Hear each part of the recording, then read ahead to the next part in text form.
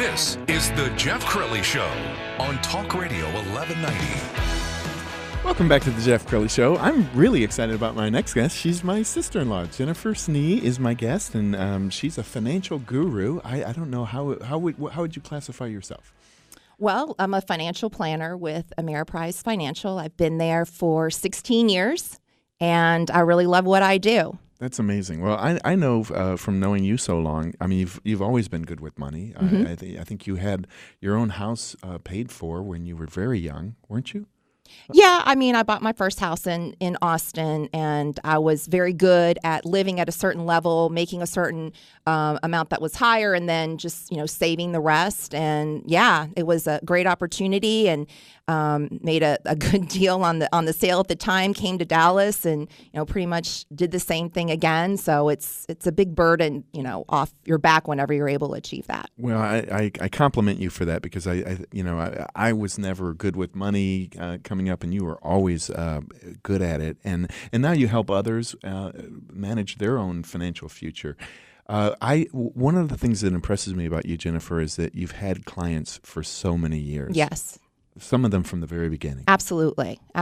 And I really feel like, once you're able to show someone value and continued value over their life because they go through so many different things, they're going to stay with you. And you're going to stay with them because it's very inspiring to see them achieve the goals that they really work toward. And really, for me, what I like about it is when a client finally decides to retire and they take some awesome trips, or a parent's been saving for their child's education and they graduate from college. And those are kinds of things that really, it's a numbers thing, but at the same time, it puts, a story to the numbers. And that's what I really like, is the story. And your clients love you because... I have a good time with them. They're great people. I've been to some of your client appreciation events, and all of them are just, your sister-in-law is amazing, and I see them hug you, and that's got to feel good, doesn't it? Yeah. I mean, I'm dealing with one of the most important things in their lives. This is how they support themselves, and this is how they support their families. And, I work with generations of families as well, which I absolutely love. And I have one of those jobs that I work with people that I like. And sometimes people have jobs that they don't get to be with people that they like. And I never want to have to go into a meeting dreading who I'm going to meet with. And I just don't have that. I really enjoy meeting with all of my clients. I do like the events that I do. And it's kind of a different way to get to know them, aside from always having a table in between us. So they can really see that, I'm more than, again, just like I said, the numbers person. And I know, when you have a relationship with a financial advisor, it's very personal because Absolutely. You're sharing all your money secrets. And sometimes I have to imagine couples will come to you and maybe they're in their 50s and they're embarrassed that their financial situation isn't better than it is. Yeah, sometimes people, I think, are apprehensive to get started because they think they're in a bad spot. But one of the things that I love is that, I'm always able to deliver some level of good news in every type of situation. And I really like that. And I don't want anyone to ever feel badly about coming to see me because they're going to feel like, oh, well, I should be further along. Well, this is where you're at. How do we get you to where you want to be? So it's kind of like when you're going to a doctor. You want to tell that person everything about your situation so that they can help you. They're not there to judge. They're there to help you. And that's the way I feel whenever I'm meeting with somebody. And sometimes do you have to break bad news to people? Like the couple wants to retire at 65 and they're 63 and you're looking at their numbers and you're saying, man, this is just not going to work. I mean, sometimes that happens. And, what I tell them is, okay, well, this isn't going to happen within this time frame, but it will happen in this, and they always have options. It's never going to be, oh, man, Right. I just throw my arms up and I can't help you. It's not like that at all. And I think people are pretty realistic.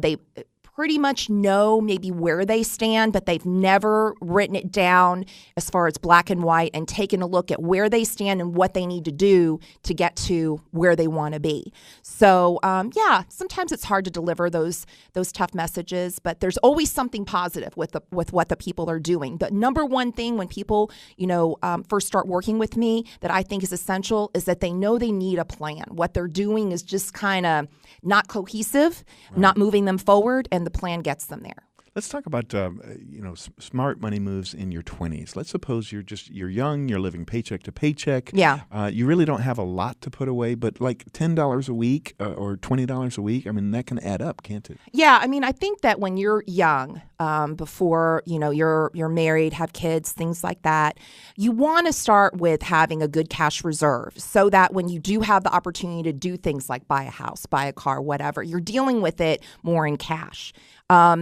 Other thing is, too, depending on the company that you work for, if your company does have a 401k, everybody says the good rule of thumb is to at least put in whatever the match is. Let's say you're working for a small or mid-sized company that doesn't have that. Right. Then you can, depending on your income level, you can contribute to a Roth IRA. You could do a traditional IRA. They have different tax consequences, but, even $100 a month into something like that would definitely help a person's situation in their 20s. My guest right now, Jennifer Snee. She is a financial advisor with Ameriprise. And you've really soared in your career. I know you advanced very quickly. Tell us, within Ameriprise, what's your title? Well, I'm a financial advisor, and with that, I have my licenses. So I have my general lines agent for life and health insurance, Series 7 license for my securities, Series 66 license for state law. I have 185 client groups. About a third of them are retired. And when I say client groups, I do have single clients. I do have couples, to just kind of give you, an idea with that. I've been there 16 years. I've worked for one other company for 8 years, so I don't move around a whole heck of a lot. And I really like where I'm at Ameriprise. About 2 years ago, I purchased an outside practice from an advisor that was retiring from the business.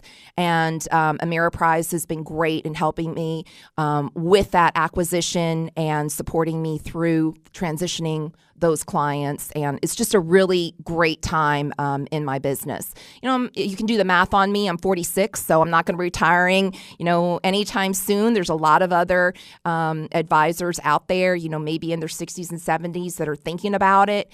And, so I'm there if they don't have a succession plan to pass it down to somebody, I'm there to buy it. And there's other advisors that I work with that are in that position as well. So it's a real exciting time, especially for my branch here in Dallas. That's awesome. And when somebody first engages you, what's the process like? You sit down and you have a conversation about their goals, or? Yeah. So initially I would speak with them. Well, first of all, I should say that right now I work on referrals. So, it's a client introducing me to someone else. And sometimes it is through, like you said, an event, or it could just be them passing my information along or passing that particular person's information to me. And I spend about 10 minutes with them on the phone to find out exactly, does it make sense for us to sit down?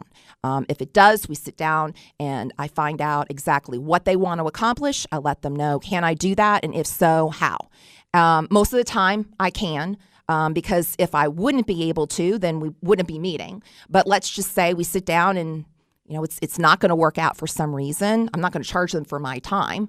Maybe it just was a timing issue and we need to, revisit it at a different time. But most of the time, I am going to be working with them. Moving forward, I give them a list of things that I need them to bring back to me in a second meeting for me to do my analysis work. Few weeks later, I come to them with my written advice on the different aspects. There's 6 major aspects that I address, not just the investment piece, which is what most people think about when they think about a financial advisor.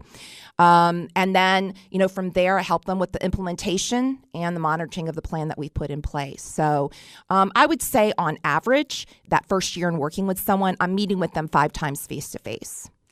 You're a new mom. Shout out to baby Mary, who's in the studio next door. She's doing very well. and speaking of parents, when you are a parent, when do you start thinking about college and putting away for college for your? Well, I can say for myself, for Mary, we started like the month she was born, but that's because of the nature of what I'm. The business that I'm in. I wouldn't say it's ever too early. There are some times where it could be too late. If your child is, 3-4 years away, you're probably not going to be investing that money. You're probably going to be saving it more into cash.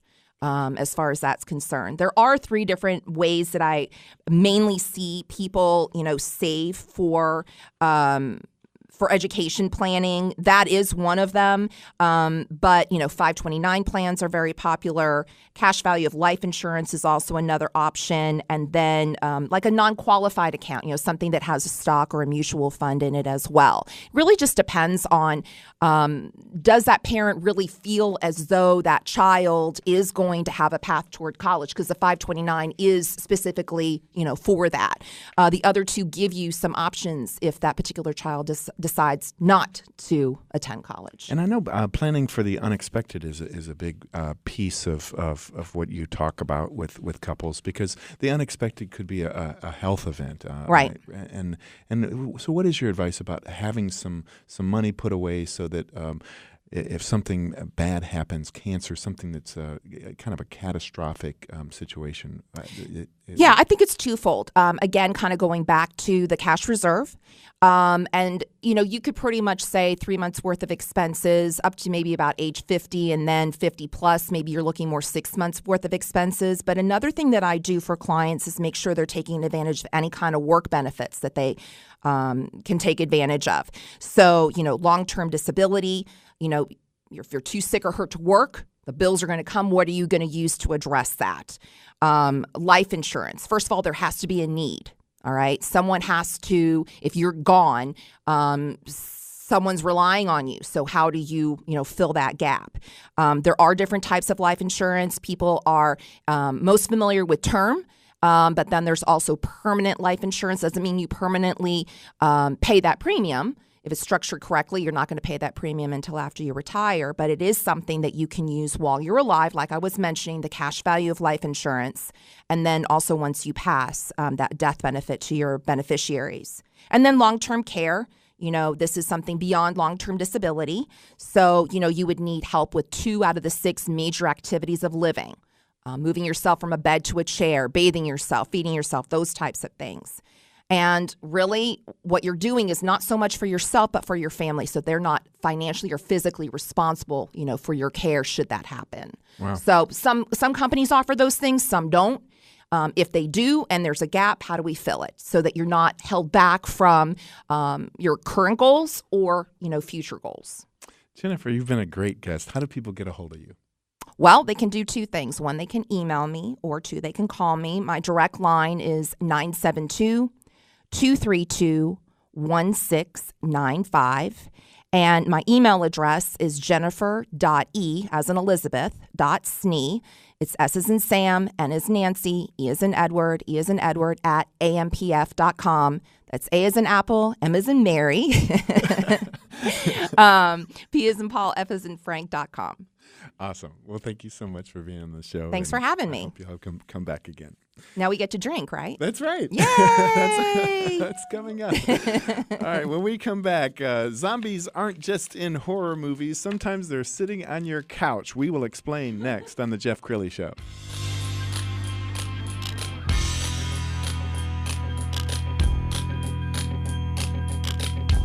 You're listening to The Jeff Crilley Show on Talk Radio 1190.